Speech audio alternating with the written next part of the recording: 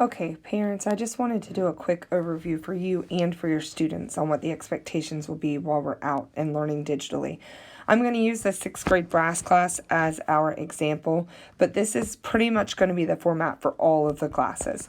So the first thing is when you go into the Canvas app, which is the cogwheel with the red that looks like a virus in the bottom right here. Once you touch on that, it'll open up the Canvas app.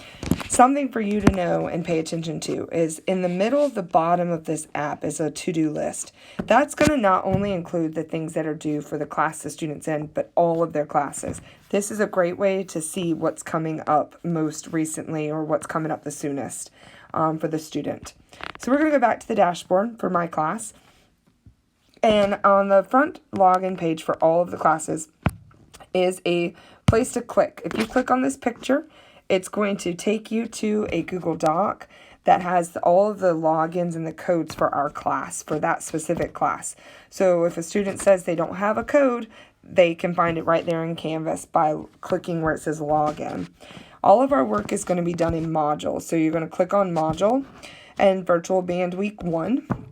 Some of these assignments are locked until next week, and I did that so that students aren't doing them halfway. I want to make sure they do things in order. So the first thing that you and your student need to do is look at the weekly overview. When you click on this, it tells you that it's locked. So let me unlock that so you can see what it's going to look like. Give me just a second. Now you see what it looks like when it's locked.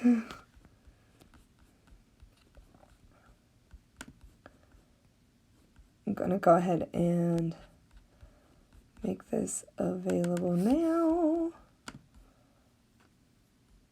And I'm going to refresh that. Let me go out of here and go back into modules. See what it'll do for me. There it goes. All right, now it's up. So this tells you that all of these things are due by Sunday the 29th. I am giving you some leeway on the days. It doesn't matter to me as long as it's done within the week that it's assigned, except for practicing. That's pretty specific. So if you look at this, there's no submission required. There's a link to the folder for their warm-ups, and this takes them to all the students' warm-ups for their grade level. So if they're missing something, they can just click in their folder, and ta-da, it's there for them. As we add things, if we're out for an extended time, that's where I'll put them. So this is a link to the recordings of all of their concert music, so they can listen to the full recordings so they know what it's supposed to sound like. And then this link right here is probably the most important one. This takes you to the entire week. This is literally my lesson plan for the week. This is pretty similar to what I do when we're rehearsing it in class, except it's not quite as detailed. But this has all the links and everything that they need for the week. It tells you when it's due and when and what they have to do. Highlighted items are the things I know that I'm going to grade. You do not have to work from this spreadsheet, but it's a great way to keep up with all the expectations for the week. Basically, we're replacing our class, which would be my normal lesson plan, with home assignments. So that's where I went with this process here. So that gives you an overview. And then it tells you what's due daily, the Sousa March listening and the practicing. They know where the Sousa Marches are. We've been doing them in class. Their book exercises and their concert music. Tuesday, there's an actively learn that's due. Wednesday, a Flipgrid. Thursday, a discussion board. Friday, a Flipgrid. And then comments on the Flipgrid from Wednesday. And also by Friday, they have 2 theory assignments. Now, that kind of gives you a breakdown for the entire week. If you start looking at Monday, this tells you what's supposed to be practiced on Monday. It has links to the warm-up folder again, tells them exactly the order and how fast. That's what beats per minute stand for, is how fast it should be played. They should do that on their metronome. Students, you should use your metronome for that. The chromatics sheet is a new sheet that's in their warm-up folder. There's some new percussion warm-ups. With us not being in class and not having as many instruments to play, I wanted to continue to grow our percussion students. So there's some new rehearsal things in there for them. On the Red Book, there are a couple each day that we'll review and then something new. And I did a teaching video. If you click on it, it should take you to my Google Drive.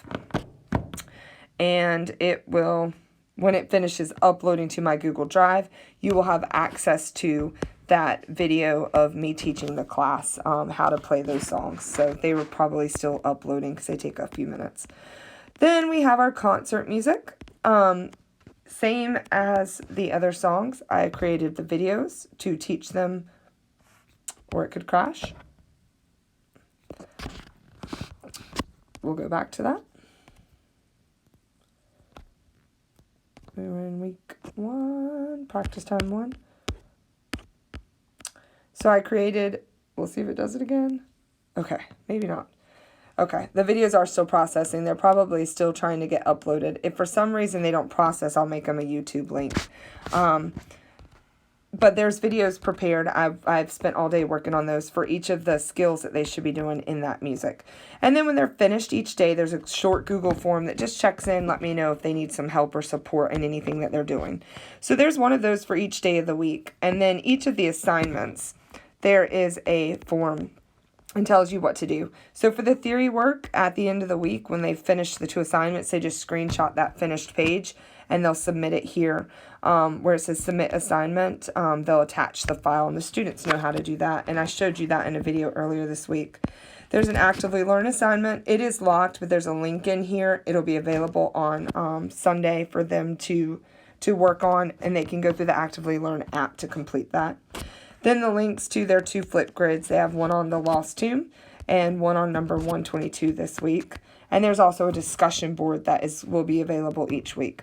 So this overview will help you track what your students should be doing, and it should help them know exactly what to do each day. They should be spending about 30 minutes working on music actually playing, physically actually performing, practicing, and then maybe 10 minutes or so doing some sort of theory work or written assignment for our class, which is equivalent to the normal 40-minute class that we have. If you have any questions, please make sure that you let me know.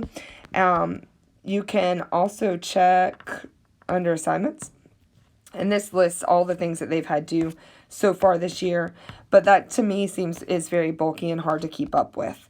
Another tool that you might want to look at is calendar on the bottom of your screen. If you click on calendar, everywhere that there's a blue dot is something that is due, and that is for any class that the student has. So you can keep up with all of the blue dots that there's assignments due by looking at the calendar and then just keeping up with that to-do list, okay?